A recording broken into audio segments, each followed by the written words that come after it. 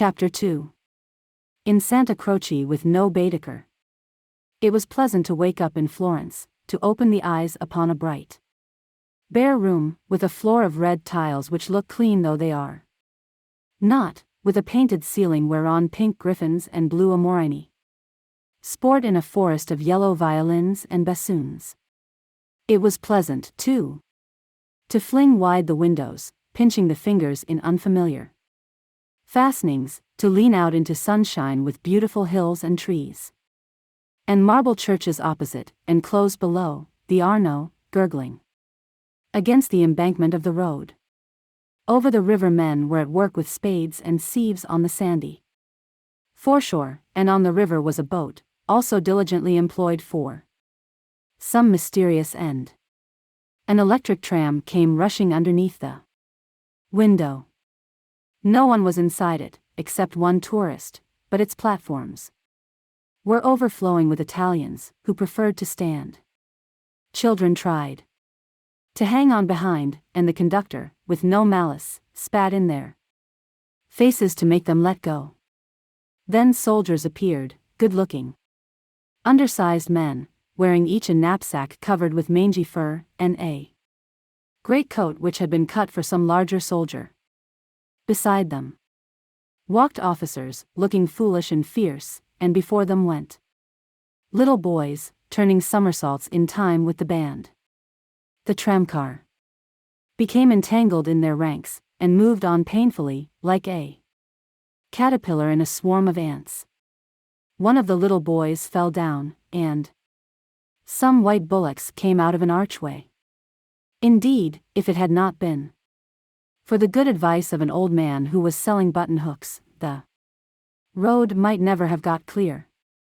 Over such trivialities as these many a valuable hour may slip away, and the traveler who has gone to Italy to study the tactile values of Giotto, or the corruption of the papacy, may return remembering nothing but the blue sky and the men and women who live under it.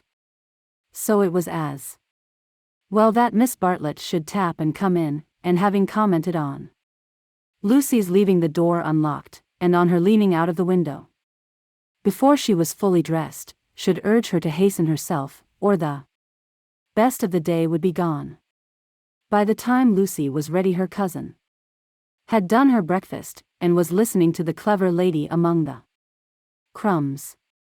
A conversation then ensued, on not unfamiliar lines. Miss Bartlett was, after all, a wee bit tired, and thought they had better spend the morning settling in, unless Lucy would at all like to go out. Lucy would rather like to go out, as it was her first day in Florence, but of course, she could go alone. Miss Bartlett could not allow this. Of course she would accompany Lucy everywhere. Oh, certainly not, Lucy would stop with her cousin. Oh, no. That would never do. Oh, yes. At this point the clever lady broke in. If it is Mrs. Grundy who is troubling you, I do assure you that you can neglect the good person. Being English, Miss Honeychurch will be perfectly safe. Italians understand. A dear friend of mine, Contessa Baroncelli, has 2 daughters, and when she cannot send a maid to school with them, she lets them go in sailor hats instead. Every one takes them for English, you see, especially if their hair is strained tightly behind. Miss Bartlett was unconvinced by the safety of Contessa Baroncelli's daughters. She was determined to take Lucy herself, her head not being so very bad. The clever lady then said that she was going to spend a long morning in Santa Croce, and if Lucy would come too, she would be delighted. I will take you by a dear dirty back way, Miss Honeychurch, and if you bring me luck, we shall have an adventure. Lucy said that this was most kind, and at once opened the Baedeker, to see where Santa Croce was. Tut, tut. Miss Lucy. I hope we shall soon emancipate you from Baedeker. He does but touch the surface of things. As to the true Italy, he does not even dream of it. The true Italy is only to be found by patient observation. This sounded very interesting, and Lucy hurried over her breakfast, and started with her new friend in high spirits. Italy was coming at last. The Cockney Signora and her works had vanished like a bad dream. Miss Lavish, for that was the clever lady's name, turned to the right. Along the sunny Lung Arno. How delightfully warm. But a wind down the side streets cut like a knife, didn't it? Ponte alle Grazie, particularly interesting, mentioned by Dante. San Miniato, beautiful as well as interesting, the crucifix that kissed a murderer. Miss Honeychurch would remember the story. The men on the river were fishing. Untrue, but then, so is most information. Then Miss Lavish darted under the archway of the white bullocks, and she stopped, and she cried. A smell. A true Florentine smell. Every city, let me teach you, has its own smell. Is it a very nice smell? Said Lucy, who had inherited from her mother a distaste to dirt. One doesn't come to Italy for niceness, was the retort, one comes for life. Buon giorno. Buon giorno, bowing right and left. Look at that adorable wine cart. How the driver stares at us, dear, simple soul. So Miss Lavish proceeded through the streets of the city of Florence.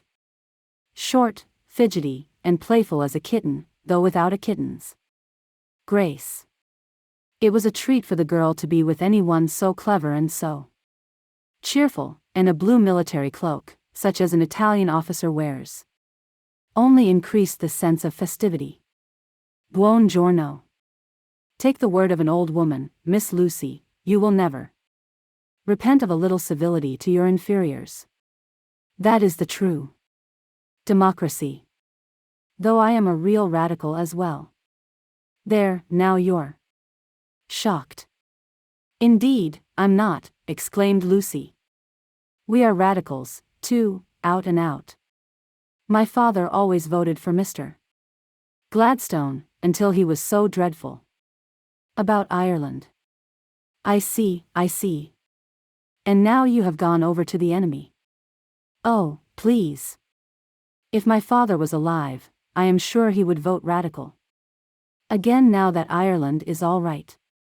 And as it is, the glass over our front door was broken last election, and Freddie is sure it was the Tories, but mother says nonsense, a tramp. Shameful.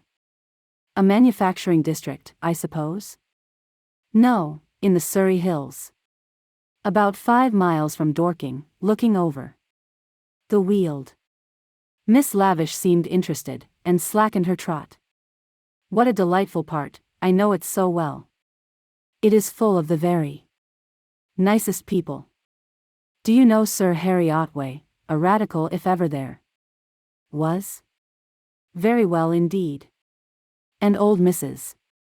Butterworth the philanthropist? Why, she rents a field of us. How funny. Miss Lavish looked at the narrow ribbon of sky, and murmured, oh, you have property in Surrey? Hardly any, said Lucy, fearful of being thought a snob. Only 30 acres, just the garden, all downhill, and some fields. Miss Lavish was not disgusted, and said it was just the size of her aunt's Suffolk estate. Italy receded. They tried to remember the last name of Lady Louisa someone, who had taken a house near Summer Street the other year, but she had not liked it, which was odd of her. And just as Miss Lavish had got the name, she broke off and exclaimed, Bless us! Bless us and save us! We've lost the way. Certainly they had seemed a long time in reaching Santa Croce, the tower of which had been plainly visible from the landing window. But Miss Lavish had said so much about knowing her Florence by heart, that Lucy had followed her with no misgivings. Lost. Lost. My dear Miss Lucy, during our political diatribes we have taken a wrong turning. How those horrid conservatives would jeer at us. What are we to do? Two lone females in an unknown town. Now, this is what I call an adventure. Lucy, who wanted to see Santa Croce, suggested, as a possible solution, that they should ask the way there. Oh, but that is the word of a craven. And no, you are not to look at your Baedeker. Give it to me, I shan't let you carry it. We will simply drift. Accordingly they drifted through a series of those grey-brown streets, neither commodious nor picturesque, in which the eastern quarter of the city abounds. Lucy soon lost interest in the discontent of Lady Louisa, and became discontented herself. For one ravishing moment Italy appeared. She stood in the square of the Annunziata and saw in the living terracotta those divine babies whom no cheap reproduction can ever stale. There they stood, with their shining limbs bursting from the garments of charity, and their strong white arms extended against circlets of heaven. Lucy thought she had never seen anything more beautiful, but Miss Lavish, with a shriek of dismay, dragged her forward, declaring that they were out of their path now by at least a mile. The hour was approaching at which the continental breakfast begins, or rather ceases, to tell, and the ladies bought some hot chestnut paste out of a little shop, because it looked so typical. It tasted partly of the paper in which it was wrapped, partly of hair oil, partly of the great unknown. But it gave them strength to drift into another piazza, large and dusty, on the farther side of which rose a black and white facade of surpassing ugliness. Miss Lavish spoke to it dramatically. It was Santa Croce. The adventure was over. Stop a minute, let those two people go on, or I shall have to speak to them. I do detest conventional intercourse. Nasty. They are going into the church, too. Oh, the British are abroad. We sat opposite them at dinner last night. They have given us their rooms. They were so very kind. Look at their figures, laughed Miss Lavish. They walk through my Italy like a pair of cows. It's very naughty of me, but I would like to set an examination paper at Dover, and turn back every tourist who couldn't pass it. What would you ask us? Miss Lavish laid her hand pleasantly on Lucy's arm, as if to suggest that she, at all events, would get full marks. In this exalted mood, they reached the steps of the great church, and were about to enter it, when Miss Lavish stopped, squeaked, flung up her arms, and cried, "There goes my local color box. I must have a word with him." And in a moment she was away over the piazza, her military cloak flapping in the wind, nor did she slacken speed till she caught up an old man with white whiskers, and nipped him playfully upon the arm. Lucy waited for nearly 10 minutes. Then she began to get tired. The beggars worried her, the dust blew in her eyes, and she remembered that a young girl ought not to loiter in public places. She descended slowly into the piazza with the intention of rejoining Miss Lavish, who was really almost too original. But at that moment Miss Lavish and her local color box moved also, and disappeared down a side street, both gesticulating largely. Tears of indignation came to Lucy's eyes, partly because Miss Lavish had jilted her, partly because she had taken her Baedeker. How could she find her way home? How could she find her way about in Santa Croce? Her first morning was ruined, and she might never be in Florence again. A few minutes ago she had been all high spirits, talking as a woman of culture, and half persuading herself that she was full of originality. Now she entered the church depressed and Humiliated, not even able to remember whether it was built by the Franciscans or the Dominicans. Of course, it must be a wonderful building. But how like a barn. And how very cold. Of course, it contained frescoes by Giotto, in the presence of whose tactile values she was capable of feeling what was proper. But who was to tell her which they were? She walked about disdainfully, unwilling to be enthusiastic over monuments of uncertain authorship or date. There was no one even to tell her which, of all the sepulchral slabs that paved the nave and transepts, was the one that was really beautiful, the one that had been most praised by Mr. Ruskin. Then the pernicious charm of Italy worked on her, and, instead of acquiring information, she began to be happy. She puzzled out the Italian notices, the notices that forbade people to introduce dogs into the church, the notice that prayed people, in the interest of health and out of respect to the sacred edifice in which they found themselves, not to spit. She watched the tourists, their noses were as red as their Baedekers, so cold was Santa Croce. She beheld the horrible fate that overtook 3 papists, 2 he-babies and a she-baby, who began their career by sousing each other with the holy water, and then proceeded to the Machiavelli Memorial, dripping but hallowed. Advancing towards it very slowly and from immense distances, they touched the stone with their fingers, with their handkerchiefs, with their heads, and then retreated. What could this mean? They did it again and again. Then Lucy realized that they had mistaken Machiavelli for some saint, hoping to acquire virtue. Punishment followed quickly. The smallest he-baby stumbled over one of the sepulchral slabs so much admired by Mr. Ruskin, and entangled his feet in the features of a recumbent bishop. Protestant as she was, Lucy darted forward. She was too late. He fell heavily upon the prelate's upturned toes. "Hateful bishop," exclaimed the voice of old Mr. Emerson, who had darted forward also. "Hard in life, hard in death. Go out into the sunshine, little boy, and kiss your hand to the sun, for that is where you ought to be." Intolerable bishop. The child screamed frantically at these words, and at these dreadful people who picked him up, dusted him, rubbed his bruises, and told him not to be superstitious. "Look at him," said Mr. Emerson to Lucy. "Here's a mess, a baby hurt, cold, and frightened. But what else can you expect from a church?" The child's legs had become as melting wax. Each time that old Mr. Emerson and Lucy set it erect it collapsed with a roar. Fortunately an Italian lady, who ought to have been saying her prayers, came to the rescue.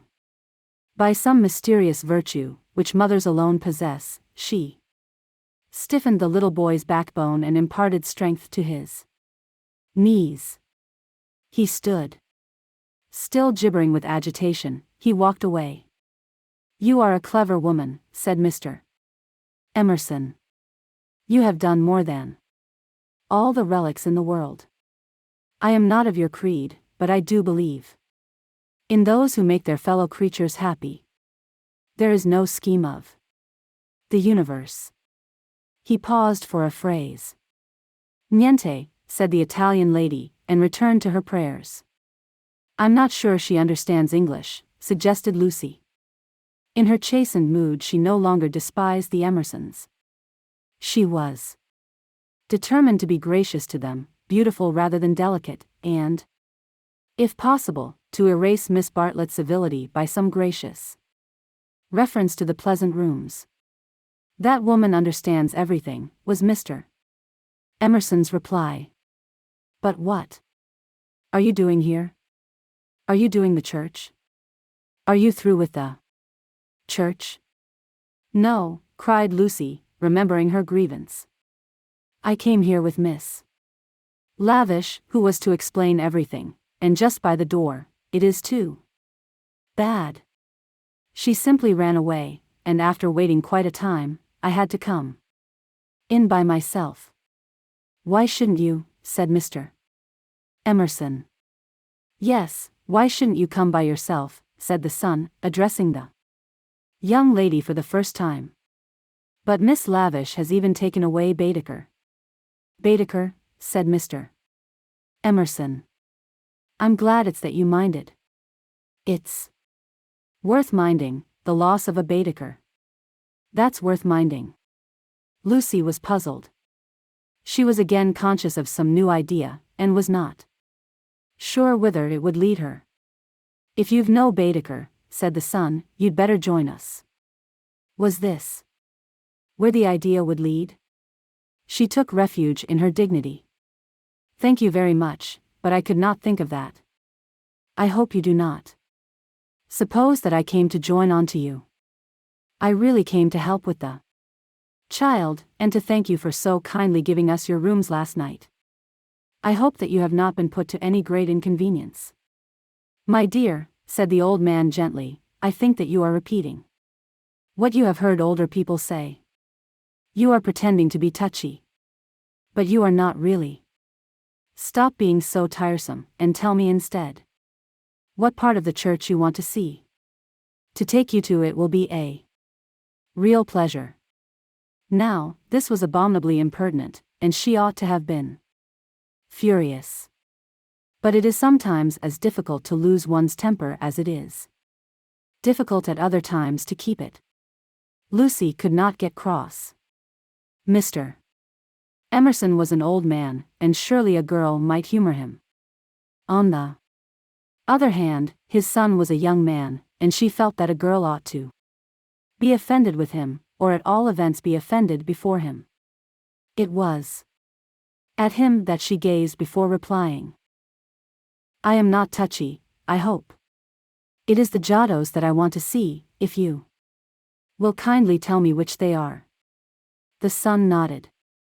With a look of somber satisfaction, he led the way to the Peruzzi chapel.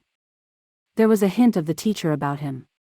She felt like a child in school who had answered a question rightly. The chapel was already filled with an earnest congregation, and out of them rose the voice of a lecturer, directing them how to worship Giotto, not by tactful valuations, but by the standards of the Spirit. Remember, he was saying, the facts about this church of Santa Croce. How it was built by faith in the full fervor of medievalism, before any taint of the Renaissance had appeared. Observe how Giotto in these frescoes, now, unhappily, ruined by restoration, is untroubled by the snares of anatomy and perspective. Could anything be more majestic, more pathetic, beautiful, true? How little, we feel, avails knowledge and technical cleverness against a man who truly feels. No, exclaimed Mr. Emerson, in much too loud a voice for church. Remember nothing of the sort. Built by faith indeed. That simply means the workmen weren't paid properly. And as for the frescoes, I see no truth in them. Look at that fat man in blue. He must weigh as much as I do, and he is shooting into the sky like an air balloon. He was referring to the fresco of the Ascension of St. John. Inside. The lecturer's voice faltered, as well it might. The audience shifted uneasily, and so did Lucy. She was sure that she ought not to be with these men, but they had cast a spell over her. They were so serious and so strange that she could not remember how to behave. Now, did this happen, or didn't it? Yes or no? George replied. It happened like this, if it happened at all. I would rather go up to heaven by myself than be pushed by cherubs, and if I got there I should like my friends to lean out of it, just as they do here. You will never go up, said his father.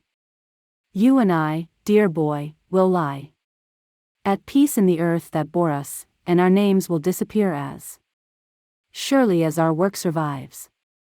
Some of the people can only see the empty grave, not the saint. Whoever he is, going up. It did happen like that, if it happened at all. Pardon me, said a frigid voice. The chapel is somewhat small for 2 parties. We will incommode you no longer. The lecturer was a clergyman, and his audience must be also his flock. For they held prayer books as well as guidebooks in their hands. They filed out of the chapel in silence. Amongst them were the 2 little old ladies of the pension Bertolini, Miss Teresa and Miss Catherine Allen. Stop, cried Mr. Emerson. There's plenty of room for us all. Stop. The procession disappeared without a word. Soon the lecturer could be heard in the next chapel, describing the life of St. Francis. George, I do believe that clergyman is the Brixton curate. George went into the next chapel and returned, saying, perhaps he is. I don't remember. Then I had better speak to him and remind him who I am. It's that Mr. Eager. Why did he go? Did we talk too loud? How vexatious. I shall go. And say we are sorry. Hadn't I better? Then perhaps he will come back. He will not come back, said George. But Mr. Emerson, contrite and unhappy, hurried away to apologize to the Rev. Cuthbert Eager. Lucy, apparently absorbed in a lunette, could hear. The lecture again interrupted, the anxious, aggressive voice of the old man, the curt, injured replies of his opponent. The son, who took every little contretemps as if it were a tragedy, was listening also. My father has that effect on nearly everyone, he informed her. He will try to be kind. I hope we all try, said she, smiling nervously. Because we think it improves our characters. But he is kind to people. Because he loves them, and they find him out, and are offended, or frightened. How silly of them, said Lucy, though in her heart she sympathized. I think that a kind action done tactfully. Tact. He threw up his head in disdain. Apparently she had given the wrong answer. She watched the singular creature pace up and down the chapel. For a young man his face was rugged, and, until the shadows fell upon it, hard. Enshadowed, it sprang into tenderness. She saw him once again. At Rome, on the ceiling of the Sistine Chapel, carrying a burden of acorns. Healthy and muscular, he yet gave her the feeling of grayness. Of tragedy that might only find solution in the night. The feeling soon passed. It was unlike her to have entertained anything so subtle. Born of silence and of unknown emotion, it passed when Mr. Emerson returned. And she could re-enter the world of rapid talk, which was alone familiar to her. Were you snubbed? Asked his son tranquilly. But we have spoilt the pleasure of I don't know how many people. They won't come back.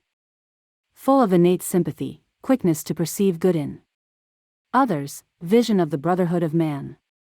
Scraps of the lecture on St. Francis came floating round the partition wall. Don't let us spoil yours, he continued to Lucy. Have you looked at those saints? Yes, said Lucy. They are lovely. Do you know which is the tombstone that is praised in Ruskin? He did not know, and suggested that they should try to guess it. George, rather to her relief, refused to move, and she and the old man wandered not unpleasantly about Santa Croce, which, though it is like a barn, has harvested many beautiful things inside its walls. There were also beggars to avoid and guides to dodge round the pillars, and an old lady with her dog, and here and there a priest modestly edging to his mass through the groups of tourists. But Mr. Emerson was only half interested. He watched the lecturer, whose success he believed he had impaired, and then he anxiously watched his son. "Why will he look at that fresco?" he said uneasily. "I saw nothing in it." "I like Giotto," she replied. "It is so wonderful what they say about his tactile values. Though I like things like the Della Robbia babies better." "So you ought. A baby is worth a dozen saints. And my baby's worth the whole of paradise, and as far as I can see he lives in hell." Lucy again felt that this did not do. "In hell," he repeated. "He's unhappy." "Oh, dear," said Lucy. "How can he be unhappy when he is strong and alive? What more is one to give him? And think how he has been brought up, free from all the superstition and ignorance that lead men to hate one another in the name of God. With such an education as that, I thought he was bound to grow up happy." She was no theologian, but she felt that here was a very foolish old man, as well as a very irreligious one. She also felt that her mother might not like her talking to that kind of person, and that Charlotte would object most strongly. "What are we to do with him?" he asked. "He comes out for his holiday to Italy, and behaves like that, like the little child who ought to have been playing, and who hurt himself upon the tombstone." "Eh? What did you say?" Lucy had made no suggestion. Suddenly he said, "Now don't be stupid over this. I don't require you to fall in love with my boy, but I do think you might try and understand him. You are nearer his age, and if you let yourself go I am sure you are sensible. You might help me. He has known so few women, and you have the time. You stop here several weeks, I suppose? But let yourself go. You are inclined to get muddled, if I may judge from last night. Let yourself go. Pull out from the depths those thoughts that you do not understand, and spread them out in the sunlight and know the meaning of them. By understanding George you may learn to understand yourself.